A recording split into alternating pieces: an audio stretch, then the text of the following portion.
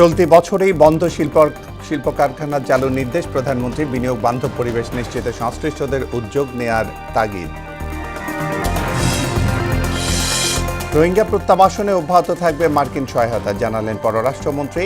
অর্থনীতি, জ্বালানি সহযোগিতার নতুন উচ্চতায় নিতে আগ্রহী দুদেশ। জুলাই সনদ ইস্যুতে আপোষের প্রস্তাব পেয়েছে জামাত, জানালেন ডাক্তার শফিক। এনসিপির গাড়িবহরে ফের হামলা, প্রশাসনের ভূমিকায় ক্ষুব্ধ নেতাকর্মীরা। এবং 24 জুলাই এই দিনে হত্যা গ্রেফতার মামলার প্রতিবাদে রাজপথে নামে সাধারণ মানুষ। 30 দিন পর সচল সামাজিক যোগাযোগ মাধ্যম।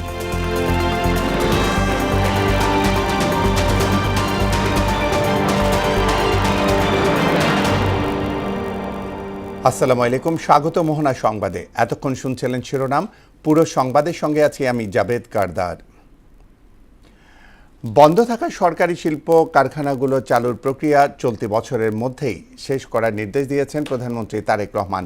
বৃহস্পতিবার বিকালে সচিবালয়ে মন্ত্রিপরিষদ বিভাগের সভাকক্ষে বন্ধ সরকারি শিল্প কারখানা পুনরায় চালু, বেসরকারীকরণ কার্যক্রম ত্বরান্বিত করা এবং এইসব কারখানা চালু করতে দেশি বিদেশি বিনিয়োগ আকর্ষণের লক্ষ্যে উচ্চ পর্যায়ে একটি বৈঠকে এই নির্দেশ দেন তিনি। প্রধানমন্ত্রী তারেক রহমানের সভাপতিত্বে এই বৈঠকটি অনুষ্ঠিত হয় বলে জানান তার উপপ্রেস সচিব সাদেক স্বাধীন। তিনি জানান, বৈঠকে বিনিয়োগ বান্ধব পরিবেশ নিশ্চিত করতে সংশ্লিষ্ট সংস্থাগুলোকে কার্যকর উদ্যোগ গ্রহণের নির্দেশনা দেওয়া হয়েছে। এর আগে 3 প্রতিবন্ধী ব্যক্তির হাতে নিয়োগপত্র তুলে দেন প্রধানমন্ত্রী তারেক রহমান। বৃহস্পতিবার সকালে সচিবালয় মন্ত্রিপরিষদ বিভাগের নিজ কার্যালয়ে এই নিয়োগপত্র দেন তিনি। প্রধানমন্ত্রীর কাছ থেকে সরাসরি নিয়োগ পেয়ে উচ্ছ্বাস প্রকাশ করেন তারা। পরে মুক্তিযুদ্ধ বিষয়ক প্রতিমন্ত্রী এবং তথ্য ও সম্প্রচার প্রতিমন্ত্রীর সঙ্গে বৈঠক করেন প্রধানমন্ত্রী। তানজিদ ভূঁইয়ার প্রতিবেদন। বৃহস্পতিবার সচিবালয়ের নিজ কার্যালয়ে 3 জন প্রতিবন্ধীর হাতে চাকরির নিয়োগপত্র তুলে দেওয়ার মধ্য দিয়ে দিনের কর্মসূচির শুরু করেন প্রধানমন্ত্রী তারেক রহমান। কর্মসংস্থানের মাধ্যমে প্রতিবন্ধীদের আত্মনির্ভরশীল করে তোলার লক্ষ্যেই তাদের নিয়োগ দেওয়া হয়।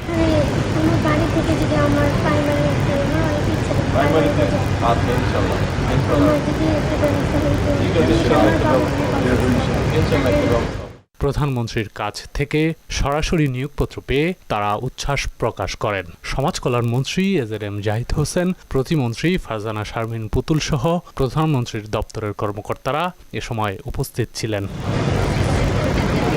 এদিন প্রধানমন্ত্রীর সঙ্গে সাক্ষাৎ করেন ঢাকা দক্ষিণ সিটির প্রশাসক আব্দুস সালাম।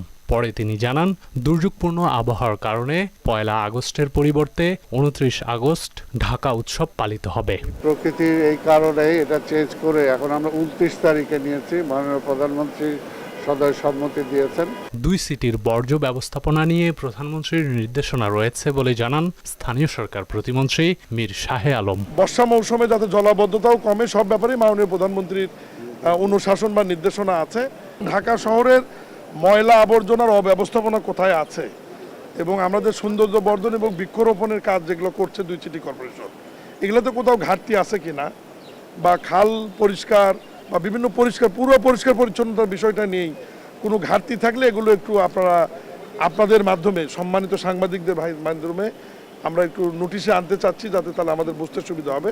আমরা নিজেরাও ফিল্ডে ওয়ার্ক করছি। ইতোমধ্যেই ঢাকার লেকগুলোর সৌন্দর্য বর্ধনের কাজ শুরু হয়েছে বলেও জানান তিনি। ধানমন্ডি লেক দক্ষিণ সিটি কর্পোরেশন করছে, হাতিরঝিল, গুলশান, বাড়িধারা, বনানী লেক এটা অলরেডি গণপূর্ত মন্ত্রণালয়ের অধীনে রাজুক এটা তারা বাস্তবায়ন করবে, পরিষ্কার পরিচ্ছন্ন এবং সৌন্দর্য বর্ধনের কাজটি। ঢাকাবাসীর নাগরিক সেবা নিশ্চিতে পরিচ্ছন্নতা কর্মীদের কাজের গতি বাড়ানো হয়েছে বলেও জানান প্রতিমন্ত্রী। মানুষের চলাচলকে ঠিক রেখে 2 শিফটে পরিচ্ছন্ন কর্মীরা কাজ করছে এবং তাদের বেতন ভাতা আমরা সিটি কর্পোরেশন দেওয়ার ব্যবস্থা করছি। তানজিদ ভূঁইয়া, মোহনা সংবাদ, ঢাকা। যুক্তরাষ্ট্রের সঙ্গে বাংলাদেশের অর্থনীতি, জ্বালানি ও কৌশলগত সহযোগিতাকে নতুন উচ্চতায় নিয়ে যেতে উভয় দেশে আগ্রহী বলে জানিয়েছেন পররাষ্ট্রমন্ত্রী ডক্টর খলিলুর রহমান। রাষ্ট্রীয় অতিথি ভবন পদ্মায় মার্কিন বিশেষ দূত সার্জিও গোরের সঙ্গে বৈঠক শেষে বৃহস্পতিবার রাতে পররাষ্ট্র মন্ত্রণালয়ের ব্রিফিংয়ে এই তথ্য জানান পররাষ্ট্রমন্ত্রী। তবে চীন সফরসহ মিয়ানমারের অর্থনৈতিক করিডোর এবং আওয়ামী লীগ প্রসঙ্গে কোনো আলোচনাই হয়নি বলে জানান ডক্টর খলিল। তবে রোহিঙ্গা প্রত্যাবাসনে যুক্তরাষ্ট্রের সহায়তা অব্যাহত থাকার কথাও বলেন তিনি। বিস্তারিত মনিরুল ইসলামের প্রতিবেদনে। সরকার গঠনের 5 মাসের মাথায় মার্কিন বিশেষ দূতের বাংলাদেশ সফর কী বার্তা দিচ্ছে সেদিকেই নজর সবার। ইতোমধ্যেই পররাষ্ট্রমন্ত্রীর সঙ্গে বৈঠক করেছেন যুক্তরাষ্ট্রের দক্ষিণ ও পূর্ব এশিয়ার বিশেষ দূত সার্জিও গোর। সফরের প্রথম বৈঠকে রাষ্ট্রীয় অতিথি ভবন পদ্মায় প্রবেশ করেন মার্কিন বিশেষ দূত। 1.5 ঘন্টার বৈঠক শেষে পররাষ্ট্রমন্ত্রী ডক্টর খলিলুর রহমান ব্রিফিংয়ে বেশ জোর দিয়েই বলেন, বাংলাদেশ যুক্তরাষ্ট্রের সম্পর্ক এখন অত্যন্ত চমৎকার।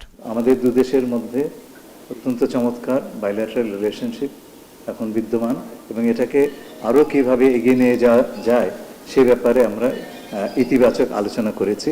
কূটনীতির টেবিলে গুরুত্ব পেয়েছে বাণিজ্য, বিনিয়োগ, জ্বালানি নিরাপত্তা, মানবাধিকার ও বহুপাক্ষিক সহযোগিতা। পররাষ্ট্রমন্ত্রী বলেন, দুই দেশের মধ্যে বিদ্যমান দ্বিপক্ষীয় সম্পর্ককে আরও এগিয়ে নিতে আলোচনা ফলপ্রসূ হয়েছে। এই যে জামা কাপড় আমরা বানাই, এটা যদি আমেরিকান তুলা বা আমেরিকান ম্যানমেড ফাইবার দিয়ে বানাই, তাহলে পরে this is basically A transformed American cotton. তো আপনারা কেন এর উপরে শুল্ক ধার্য করবেন? তারা এবার আমাদেরকে তার জন্য একটা ডিসপেন্সেশন দিয়েছে, যে একটা ট্যারিফ কোটা সিস্টেম করেছে যাতে করে আমরা আরও অধিকতর মার্কেট অ্যাক্সেস পাই। বৈঠকে কার্যক্রম নিষিদ্ধ আওয়ামী লীগ ও র্যাবের নিষেধাজ্ঞা নিয়ে কোনো আলোচনা হয়নি। এজেন্ডায় ঠাঁই পায়নি ভারত চীন সম্পর্কিত বিষয়ও। এ বিষয়ে উদ্বিগ্ন নয় আমেরিকা, এমনটাই দাবি পররাষ্ট্রমন্ত্রীর। শুধু এটা একটা বৈঠকে সীমাবদ্ধ নয়, আমরা সব স্তরে তাদের সঙ্গে আমরা সম্পর্কটা রাখছি এবং সম্পর্কটা এগিয়ে যাচ্ছে। র্যাবের এই স্যাংশনটা তুলে নেওয়ার ব্যাপারে এটা চলমান প্রক্রিয়া, আজকে সে বিষয়ে আলোচনা হয়। রোহিঙ্গার বিষয়ে আন্তর্জাতিক সম্প্রদায় থেকে আমরা যে সাহায্য পাই তার অর্ধেকের বেশি যুক্তরাষ্ট্র থেকে। মায়ানমারের উপর চাপ ইত্যাদি বিষয়ে আমরা আলোচনা করিনি। আমরা আশা করব যে যুক্তরাষ্ট্রের সাহায্য অব্যাহত থাকবে। ডক্টর খলিল বলেন, অতীতের বিভিন্ন উদ্বেগের বিপরীতে বর্তমান সরকার মানবাধিকার সুরক্ষা, জবাবদিহি ও প্রাতিষ্ঠানিক সংস্কারে প্রতিশ্রুতিবদ্ধ। আগামী দিনগুলিতে আমরা will build upon the achievements we have made so far. সকালে সার্জিও গোর কক্সবাজারের রোহিঙ্গা শরণার্থী শিবির পরিদর্শন করবেন। শনিবার প্রধানমন্ত্রী তারেক রহমানের সঙ্গে বৈঠকে অংশ নেবেন তিনি। মনিরুল ইসলাম, মোহনা সংবাদ, ঢাকা। আগামী আগস্টের শেষ সপ্তাহে মালয়েশিয়ায় নতুন কর্মী যাওয়া শুরু হবে বলে জানিয়েছেন প্রধানমন্ত্রীর উপদেষ্টা মাহদি আমিন। বৃহস্পতিবার কুয়ালালামপুরে বাংলাদেশ হাইকমিশনে এক প্রেস ব্রিফিংয়ে এসব কথা বলেন তিনি। এদিকে পররাষ্ট্র মন্ত্রণালয়ের ব্রিফিংয়ে সংযুক্ত আরব আমিরাতে স্বয়ংক্রিয়ভাবে ভিসা বাতিল হওয়া 417 বাংলাদেশি কর্মীর ভিসা পুনর্নবায়নের সংশ্লিষ্ট কর্তৃপক্ষের কাছে আবেদন পাঠানো হয়েছে বলে জানিয়েছেন পররাষ্ট্র প্রতিমন্ত্রী শামা ওবায়েদ। আরও জানাচ্ছেন রুমানা রুমা। মালয়েশিয়ায় বাংলাদেশি কর্মী নিয়োগ পুনরায় চালু করতে দেশটিতে সফর করেছেন সরকারের প্রবাসী কল্যাণ মন্ত্রী সহ ঊর্ধ্বতন কর্মকর্তারা। সফরে দুদেশের সরকারের মধ্যে উচ্চ পর্যায়ে একাধিকবার ইতিবাচক ও ফলপ্রসূ আলোচনাও করেছেন তারা। বৃহস্পতিবার কুয়ালালামপুরে বাংলাদেশ হাই কমিশনে এক প্রেস ব্রিফিংয়ে এসব কথা তুলে ধরেন প্রধানমন্ত্রীর উপদেষ্টা মাহদি আমিন। বলেন, মালয়েশিয়ার শ্রম বাজারে দীর্ঘদিনের অনিশ্চয়তার অবসান ঘটেছে। অগস্ট মাসের শেষ সপ্তাহ নাগাদ ইনশাল্লাহ মালয়েশিয়া বাংলাদেশের শ্রমিকরা আসা শুরু করবেন। এই ফার্স্ট ব্যাচটা অর্থাৎ ফার্স্ট যারা আসবেন সেখানে আমরা স্বাভাবিকভাবে রাষ্ট্রায়ত্ত প্রতিষ্ঠান হিসেবে বোয়েসেলকে প্রাধান্য দিচ্ছি। পুরো প্রক্রিয়ায় স্বচ্ছতা নিশ্চিতে সরকারি প্রতিষ্ঠান বোয়েসেলের মাধ্যমে স্বল্প খরচে কর্মী পাঠানোর কার্যক্রম শুরু হবে বলেও জানান তিনি। আমরা অনুরোধ করেছি মালয়েশিয়াকে যে বোয়েসেলের মাধ্যমে যেন প্রথমে বাংলাদেশে আসেন এবং অবশ্যই আমাদের একটা প্রায়োরিটি থাকবে যেখানে আমরা এফিসিয়েন্সি করতে পারি, কস্ট কাটিং করতে পারি। এদিকে সংযুক্ত আরব আমিরাতে স্বয়ংক্রিয়ভাবে ভিসা বাতিল বিষয়ে বিকেলে পররাষ্ট্র মন্ত্রণালয় ব্রিফ করেন পররাষ্ট্র প্রতিমন্ত্রী শামা ওবায়েদ। প্রবাসীদের নিরাপত্তা, কর্মসংস্থান এবং বাংলাদেশের ভাবমূর্তি রক্ষায় সরকার সর্বোচ্চ গুরুত্ব দিয়ে কাজ করছে বলে জানান তিনি। বলেন, দেশটিতে স্বয়ংক্রিয়ভাবে ভিসা বাতিল হওয়া বাংলাদেশি কর্মীদের ভিসা পুনর্নবায়নে সংশ্লিষ্ট কর্তৃপক্ষের কাছে আবেদন পাঠানো হয়েছে। ক্যান্সেল হয়েছে সেটার ভিসা রিনিউয়ালের জন্য আমরা আবার পাঠিয়েছি। 417 জনকে আমরা ইতিমধ্যে পাঠিয়েছি, বাকিগুলো পর্যায়ক্রমে আমরা পাঠাচ্ছি। একই সঙ্গে তিনি জানান, মিয়ানমার ও ভারতের কারাগারে আটক বাংলাদেশি নাগরিকদের দেশে ফিরিয়ে আনতে সরকার কূটনৈতিক প্রচেষ্টা চালিয়ে যাচ্ছে। ভারতের সাথে বা অন্যান্য দেশের সাথে যে দেশে আমাদের নাগরিকরা থাকুক না কেন, যে অবস্থায় তাদেরকে ফিরিয়ে আনার আমাদের প্রক্রিয়া চলছে। এছাড়া বিদেশে অবস্থানরত প্রবাসী বাংলাদেশিদের নিজ নিজ দেশের আইন ও বিধিবিধান মেনে সামাজিক যোগাযোগ মাধ্যম ব্যবহার করার আহ্বান জানান পররাষ্ট্র প্রতিমন্ত্রী। আপনারা আইন বহির্ভূত কোনো কাজ করা থেকে বিরত থাকবেন। রুমানা রুমা, মোহনা সংবাদ। ক্ষমতাচ্যুত প্রধানমন্ত্রী শেখ হাসিনা দেশের সীমানায় প্রবেশ করলেই তাকে গ্রেফতার করা হবে বলে জানিয়েছেন আইনমন্ত্রী মোহাম্মদ আসাদুজ্জামান। বৃহস্পতিবার সকালে সচিবালয়ে সংবাদকর্মীদের প্রশ্নের জবাবে একথা বলেন তিনি। তাকে প্রত্যাবর্তন চুক্তির আওতায় দেশে ফেরাতে সরকার উদ্যোগ নিয়েছে বলেও জানান মন্ত্রী। আন্তর্জাতিক অপরাধ ট্রাইব্যুনালে চলমান বিচার প্রক্রিয়া নিয়ে হিউম্যান রাইটস ওয়াচের প্রতিবেদনের গুরুত্বের সঙ্গে খতিয়ে দেখার কথাও জানান আইনমন্ত্রী। একজন ফাঁসির আসামি হলেও সে যদি বাংলাদেশের নাগরিক হয়, বাংলাদেশে আইনের প্রতি শ্রদ্ধা দেখে বাংলাদেশে এসে সারেন্ডার করতে চায়, সেখানে হয়তো তার সারেন্ডারের আগেই অ্যারেস্ট হবে, কিন্তু তার সেই তো অধিকার তো আছে। আসলে আসবেন, আইন তার নিজস্ব গতিতে চলবে, সেখানে তো আমাদের আইনের ব্যত্যয় করে আমরা কিছু করব না। উনি কিভাবে আসবেন এটা ওনার সমস্যা, এটা আমার সমস্যা না। আমাদের এটা হলো আমার চৌহদ্দির মধ্যে যখন ঢুকবেন, সেই চৌহদ্দিতে ঢুকলে আইন যেটা আমাকে ক্ষমতা দিচ্ছে আমি আইনের প্রয়োগটা করবো। That's simple as it is. দুর্নীতি স্বর্গরাজ্য কায়েম করতে সরকারি বেসরকারি প্রতিষ্ঠানে দলীয়করণের অভিযোগ করেছেন জামাতে ইসলামী আমির ডাক্তার শফিকুর রহমান। তিনি বলেন, বর্তমান সরকার নিকৃষ্টভাবে কোটা বাস্তবায়ন করছে। বৃহস্পতিবার সকালে রাজধানীতে জুলাই অভ্যুত্থানে শহীদ পরিবার ও আহতদের নিয়ে মতবিনিময় সভায় এইসব কথা বলেন তিনি। আর জুলাই সনদ বাস্তবায়নের প্রশ্নে বিন্দুমাত্র ছাড় না দেওয়ার ঘোষণা দিয়েছেন দলটির সেক্রেটারি জেনারেল মিয়া গোলাম পরোয়ার। আরও জানাচ্ছেন রাজীব আহমেদ। রাজধানীর ডিপ্লোমা ইঞ্জিনিয়ার্স ইনস্টিটিউশনে জুলাই গণ অভ্যুত্থানে শহীদ পরিবার ও আহতদের নিয়ে মতবিনিময় সভার আয়োজন করে ঢাকা মহানগর উত্তর ও দক্ষিণ জামায়াত।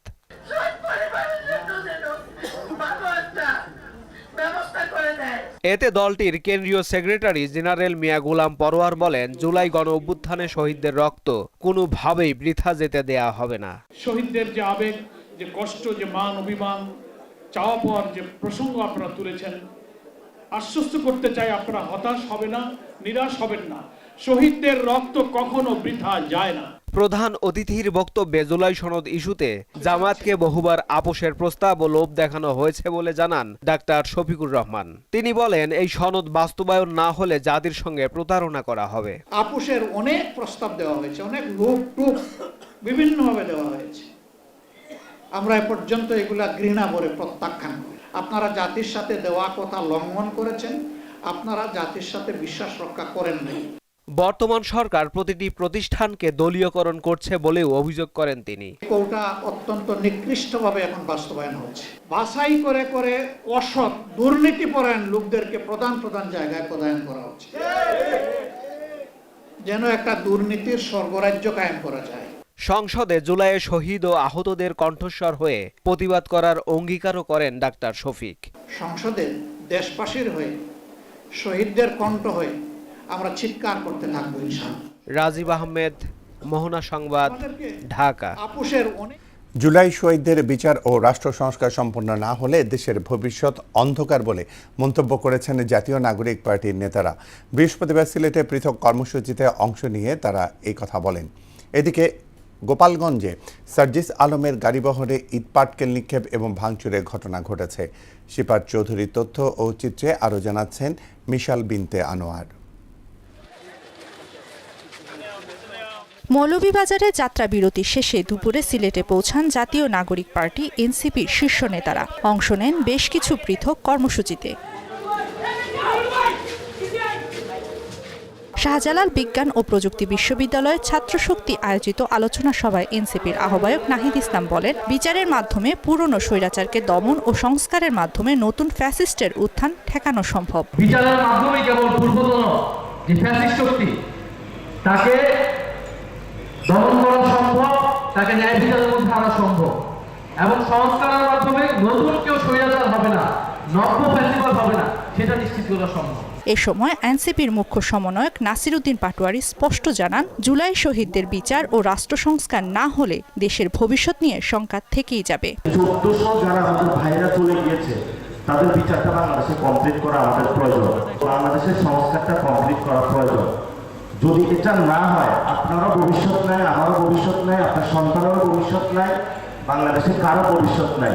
এদিকে গোলাপগঞ্জে জুলাই আন্দোলনে নিহতদের পরিবারের সঙ্গে সাক্ষাৎ করেন এনসিপির উত্তরাঞ্চলের মুখ্য সমন্বয়ক সার্জিস আলম। এ সময় শহীদদের স্বজনরা খুনিদের দ্রুত বিচার দাবি করেন। যারা আমার ভাইকে নির্মমভাবে গুলি করে হত্যা করেছে তাদেরকে আমরা দৃষ্টান্তমূলক শাস্তি দাবি করছি। আমার শহীদ ছেলের বিচার চাই, তদন্ত করিয়া সঠিক যে গুলি করছে তার শাস্তি আমরা চাই। পরে সাংবাদিকদের মুখোমুখি হয়ে সার্জিস আলম বিএনপির নেতাকর্মীদের লাগাম নিয়ন্ত্রণ করার পাশাপাশি প্রশ্ন তোলেন প্রশাসনের নিরপেক্ষতা নিয়ে। ছাত্রদল যেভাবে ধীরে ধীরে সন্ত্রাসী কায়দায় তাদের কার্যক্রম পরিচালনা শুরু করেছে, এটাতে জনাব তারেক রহমানকে লাগাম টানতে হবে। কর্মসূচি শেষে ফেরার পথে সার্জিস আলমের গাড়িবহরে হামলা ও ভাঙচুরের অভিযোগ ওঠে। এতে সিলেটের রাজনৈতিক অঙ্গনে দেখা দিয়েছে নতুন উত্তেজনা। সার্জিসের গাড়িবহরে হামলা আবারও সামনে এনেছে মাঠ পর্যায়ের নিরাপত্তা ও প্রশাসনের ভূমিকার বিষয়। মিশাল বিন দানোয়ার, মোহনা সংবাদ। রক্তাক্ত জুলাই প্রসঙ্গ।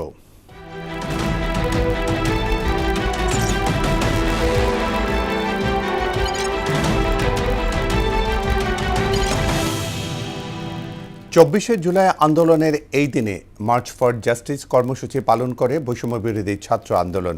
হত্যা, গণগ্রেফতার এবং হামলা মামলার প্রতিবাদে ডাকা কর্মসূচিতে রাজপথে নামে সারা দেশের মানুষ। সবখানেই পুলিশি বাধা অতিক্রম করে জয়ের দেয়াল ভেঙে ফেলে ছাত্র জনতা। অন্যদিকে প্রবল প্রতিরোধের মুখে টানা ১৩ দিন পর সচল করা হয় সামাজিক যোগাযোগ মাধ্যম। জুলাই গণ অভ্যুত্থানে ৩১ জুলাইয়ের ঘটনা প্রবাহ নিয়ে মফিউর রহমানের রিপোর্ট। ২০২৪-এর ৩১ জুলাই রক্তভেজা দিনে বৈষম্য বিরোধী ছাত্র আন্দোলনের ৯ দফা দাবির পক্ষে রাজপথে নামে হাজারো ছাত্র জনতা। হত্যা, গণগ্রেফতার ও জুলুমের প্রতিবাদে সারা দেশে একযোগে পালিত হয় মার্চ ফর জাস্টিস কর্মসূচি, যা মূলত রূপ নেয় এক অভূতপূর্ব গণজাগরণে। বিশ্ববিদ্যালয় ক্যাম্পাস থেকে শুরু করে রাজপথ, আদালত প্রাঙ্গণ জুড়ে রচিত হয় প্রতিরোধের নতুন ইতিহাস।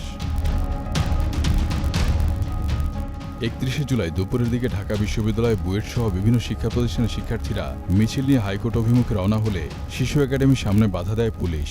শুরু হয় ধাক্কাধাক্কি। পুলিশ কয়েকজন আন্দোলনকারীকে আটক করলে উত্তপ্ত হয়ে ওঠে পরিস্থিতি।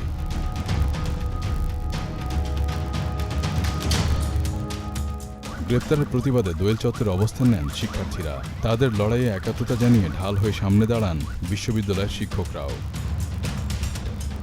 আন্দোলনের এই উত্তাপ ছড়িয়ে পড়ে বন্দরনগরীতেও। সেদিন পুলিশের ব্যারিকেড ভেঙে চট্টগ্রাম আদালত চত্বরে ঢুকে পড়েন শত শত শিক্ষার্থী। প্রতিরোধে সামিল হন বিএনপিপন্থী আইনজীবীরা, যার বিপরীতে মুখোমুখি অবস্থান নেয় তৎকালীন ক্ষমতাসীন দল সমর্থিত আইনজীবী প্যানেল। পাল্টাপাল্টি মিছিলে উত্তপ্ত হয়ে ওঠে আদালত চত্বর। শিক্ষার্থীরা বিশাল পদযাত্রা নিয়ে এগিয়ে যায় নিউ মার্কেট মোড়ের দিকে।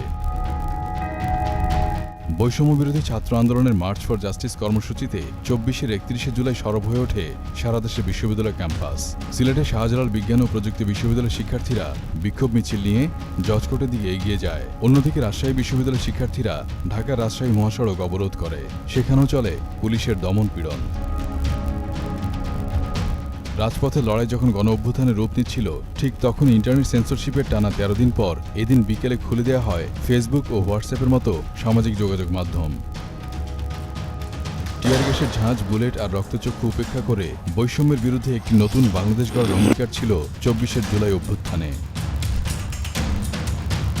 মফিউর রহমান, মোহনা সংবাদ, ঢাকা।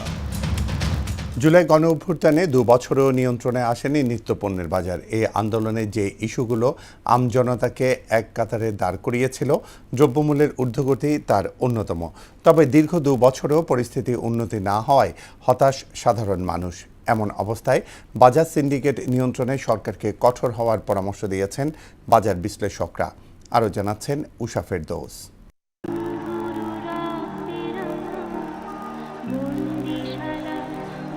বছর ঘুরে জুলাই ফিরে আসে হাজারো শহীদের রক্তের দায় নিয়ে। যে আকাঙ্ক্ষা আর স্বপ্ন নিয়ে জুলাই গণ অভ্যুত্থানের লাখো মানুষ রাস্তায় নেমেছিল, তা পূরণ না হওয়ায় বারবার হোঁচট খাচ্ছেন তারা।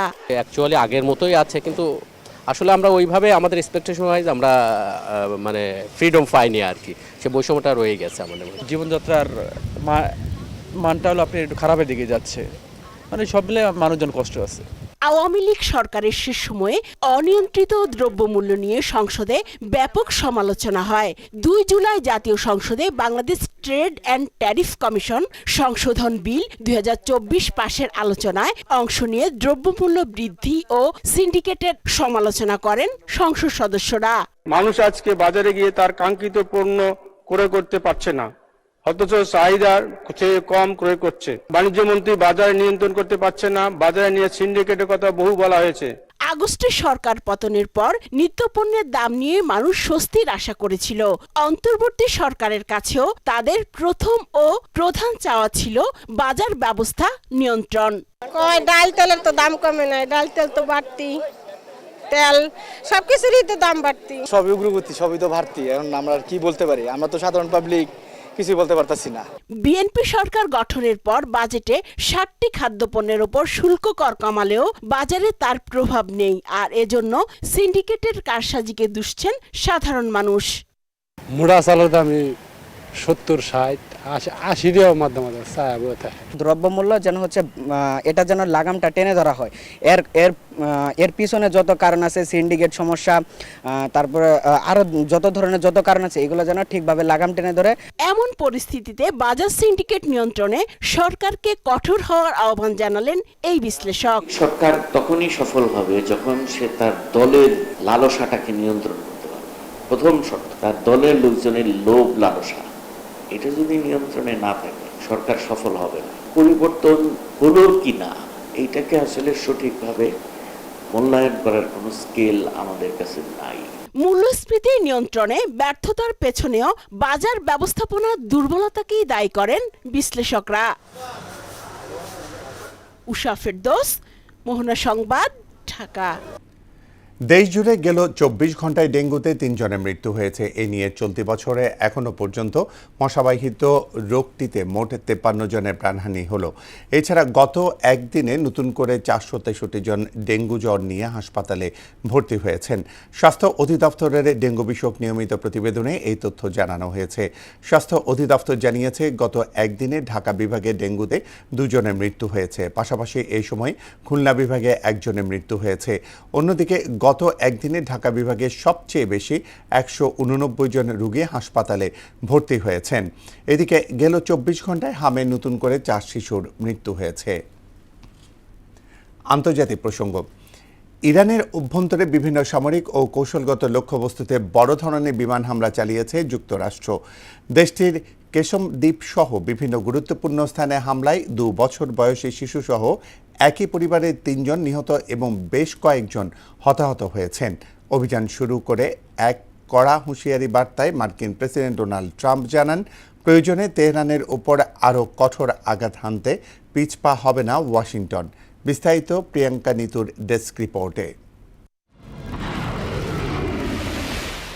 ইরানের অভ্যন্তরে বিভিন্ন সামরিক ও কৌশলগত লক্ষ্যবস্তু করে রাতভর একের পর এক বড় ধরনের বিমান হামলা চালায় মার্কিন সেন্ট্রাল কমান্ড সেন্টকম। যুক্তরাষ্ট্রের সময় বুধবার রাত 8টায় এই হামলা শুরু হয়। হামলার পর আবাদান, বন্দর আব্বাস, আবু মুসা, বুশের ও কেশম দ্বীপ সহ দক্ষিণ ইরানের বিভিন্ন শহরে দফায় দফায় বিস্ফোরণের খবর পাওয়া যায়। সেন্টকম বলছে, মধ্যপ্রাচ্যে অবস্থানরত মার্কিন বাহিনীর ওপর ইরানের হামলা চেষ্টার জেরে এটি ছিল শক্তিশালী জবাব। কেশম দ্বীপে শোনা যায় অন্তত 3টি জোরালো বিস্ফোরণ। সাময়িকভাবে বিদ্যুৎ বিচ্ছিন্ন হয়ে পড়ে ভূখণ্ডটি। দ্বীপের একটি আবাসিক ভবনে মার্কিন বিমান হামলায় এক দম্পতি ও তাদের 2 বছর বয়সী শিশুসহ একই পরিবারের 3 জন নিহত হন। একই হামলায় গুরুতর আহত হয়ে আরও 2 শিশু হাসপাতালে চিকিৎসাধীন রয়েছে, যাদের বয়স যথাক্রমে 7 ও 9 বছর। ইরানে হামলা চলাকালে কড়া হুঁশিয়ারি দেন মার্কিন প্রেসিডেন্ট ডোনাল্ড ট্রাম্প। বলেন, প্রয়োজন হলে যুক্তরাষ্ট্র আরও কঠোর হামলা চালাবে তেহরানে। ইরাকে ইরান সমর্থিত সশস্ত্র গোষ্ঠীগুলোর ওপর রাতভর চালানো হামলা সৌদি আরবের সঙ্গে সমন্বয় করেই পরিচালনা করা হয়েছে বলে জানান ট্রাম্প। ইরান ও ইউক্রেনের চলমান সংঘাতের কারণে যুক্তরাষ্ট্রের ক্ষেপণাস্ত্রের মজুদ কমে আসার উদ্বেগের মধ্যেই প্রতিরক্ষা প্রতিষ্ঠান লকহিড মার্টিনের সঙ্গে সর্বোচ্চ $58.6 বিলিয়ন বিলিয়ন ডলার মূল্যের প্যাট্রিয়ট ইন্টারসেপ্টর ক্ষেপণাস্ত্র উৎপাদনের চুক্তি করেছে মার্কিন সেনাবাহিনী। এদিকে মিশরের দামিয়েত্তা নামের বন্দরে ভয়াবহ বিস্ফোরণের ঘটনা ঘটেছে। ওই বন্দরে থাকা একটি মার্কিন মালিকানাধীন ট্যাঙ্কারে বিস্ফোরণের খবর পাওয়া গেছে। প্রিয়াঙ্কা নিতু, মোহনা সংবাদ। শেষ করব মোহনা সংবাদ যাওয়ার আগে শিরোনামগুলো জানিয়ে দিচ্ছি আরও একবার।